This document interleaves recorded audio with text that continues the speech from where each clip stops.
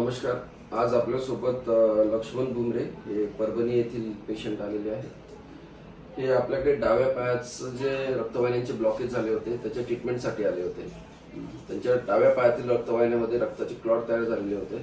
त्यामुळे डावा पाय हा थंड पडत चालला होता आणि यामुळे हा पाय काढावा लागण्याची सुद्धा गरज भासली असती.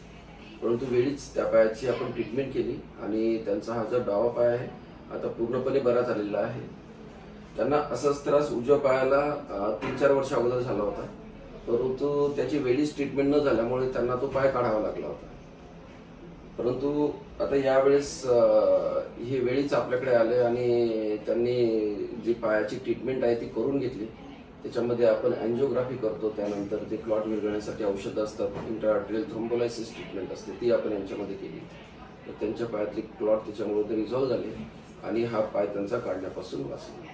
जर रक्तवाहिन्यामध्ये रक्ताची गुठळी झाली, जर समजा तुमचा एखादा हात किंवा पाय हा एकदम थंड पडत असेल आणि एकदम त्याच्यामध्ये फार वेदना सुरू झाल्या असतील तर वेळीच तुम्ही डॉक्टरांचा सल्ला घ्यायचा, त्याची कलर डॉप्लर तपासणी करून घ्यायची आणि त्यामध्ये काही जर ब्लॉकेज असेल तर त्याची आपण तत्परतेने ट्रीटमेंट केली तर पुढे चालून त्याचा गँग्रीन होऊन आणि पाय काढण्याची जी आवश्यकता पडते ती आपण टाळू शकतो. धन्यवाद.